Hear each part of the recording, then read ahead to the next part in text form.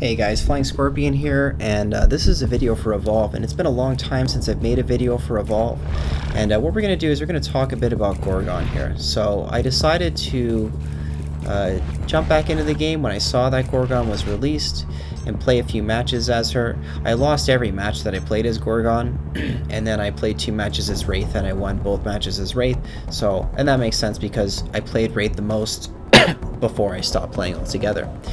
So Gorgon seems to be the developer's second attempt at making, she's female, it's a female monster that doesn't have a whole lot of health, but is good at sneaking around, setting up ambushes, setting up traps, and things like that. And they've done a good job. You can tell that they've definitely learned a lot as they've been working on this game. She seems like a really well-balanced monster. She doesn't seem overpowered.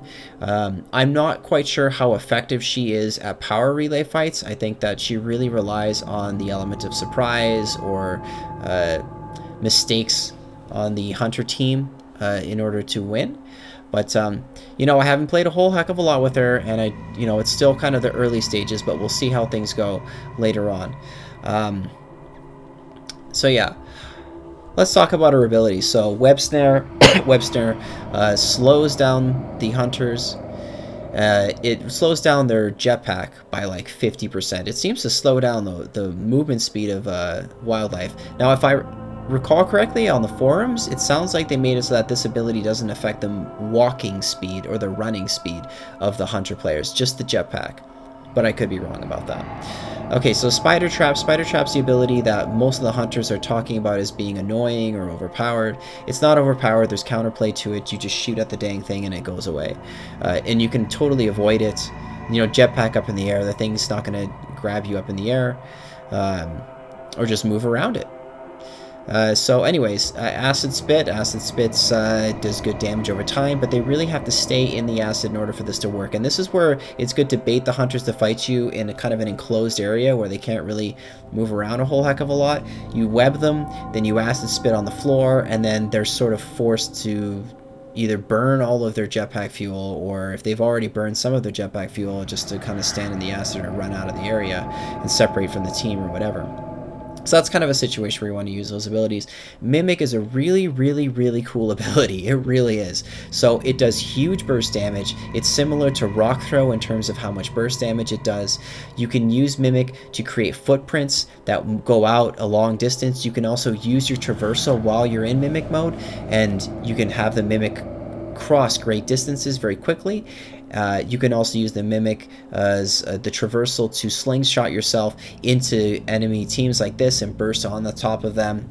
It also causes really big knockback, which is super annoying when you're a hunter player getting knocked back. So yeah, it's pretty good.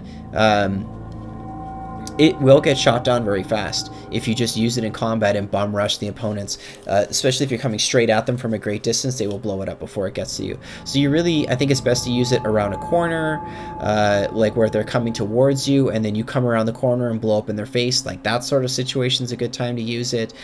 Or if you're up high and then you just like slingshot down on top of them, you may be able to get it to blow up on them before they blow it up. But generally, the most critical moment if you're playing it using it offensively is just getting the distance to the hunter players and blowing up, because against good hunter players they will break it before it does land and do the damage. And you also have to get pretty close to them. You can't just blow it up preemptively because it doesn't have the hugest blast radius, unless you rank it up here. It says plus 2% radius, so I guess you get 10% more radius at the max level, which is, you know, that might help a lot if I rank it up. So let's talk about some combos. So obviously you Web Snare, then you throw it on the Acid Spit. That one works. What you can do too is you can go through a tunnel. Like let's say he was walking through this tunnel. You walk up into the tunnel, and as you get to the exit of the tunnel, you drop your Mimic. The Mimic walks out of the tunnel and creates footprints out and along. Then you go into the room, turn around, and hold down the shift button, and then press and hold the spacebar button to web yourself up over the entrance into the room. And then you can throw down a spider trap somewhere, and when someone walks in, they'll probably follow the footprints of the Mimic.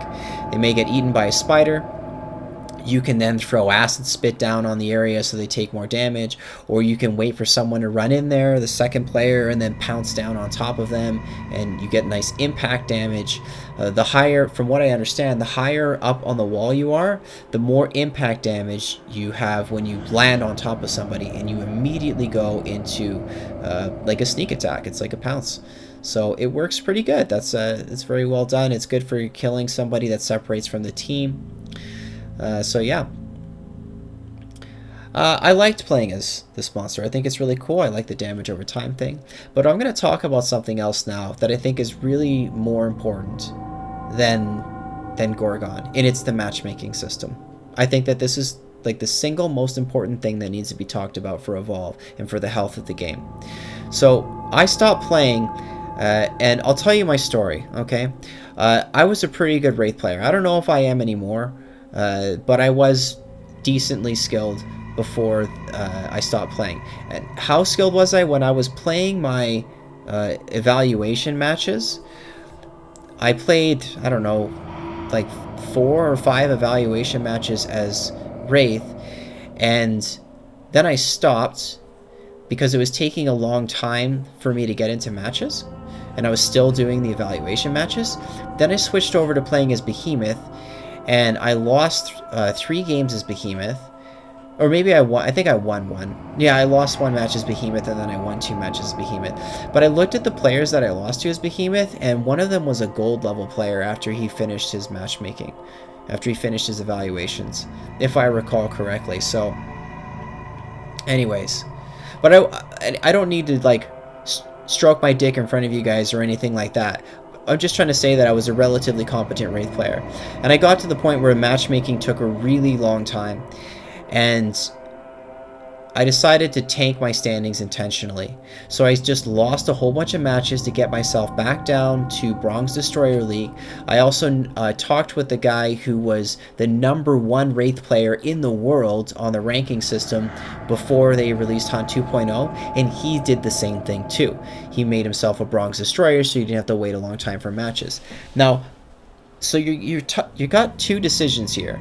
Either intentionally stay a Bronze Destroyer and have short wait times to get into matches, but you will have to deal with really easy matches where you're pub stomping, or you climb the rankings, you get into tough matches with players that are the equal skill level to you or better, and you deal with the long wait times to get into matches. So either one of the situations isn't exactly ideal. It's sort of a dilemma. And this is caused by the issues with the matchmaking system because it's designed for games like chess, for 1 player versus 1 player. It only looks at whether you win or you lose. And if you're 1 good player or 3 good players and you have 1 really bad player, like let's say a Lazarus that manually revives teammates when they go down and tries to solo the monster when the rest of you are standing at the power relay and he's running out there chasing after, you know, like that level of bad. There are players that are that level of bad playing this game, and they are in the Bronze Destroyer League, and they are keeping you from climbing the ranks if you're going with random match teammates. You can alleviate this situation by teaming up with people ahead of time, but really, it's a tough game of diplomacy. Because if you're playing with someone that's a friend of yours, and they suck at the game, or they're not as good as you are, you have to figure out a way to tell them, hey man, I really like you as a person, but I don't want to team up with you. I want to team up with this guy because he's better, right? That breaks friendships, right? So it's kind of tough. I don't like it. I really wish that I could just queue up with people, and if I did well on the match, I would go up, and if they did bad, they would go down on the matchmaking system. But that's just not the way it works, and it's hard to develop a system like that. But I hope that the developers do develop a system like that. It'll help distribute and spread the Hunter players across the skill board. It would help reduce the waiting times for monster players. It would give more even matches. It would reduce the frustration of playing as a Hunter player. I just think overall it would be good for the health of the game. I think it's more important to talk about this than to talk about Gorgon, in my opinion. But anyways, that's it. I'm Flying Scorpion. Thanks for watching, guys. Adios.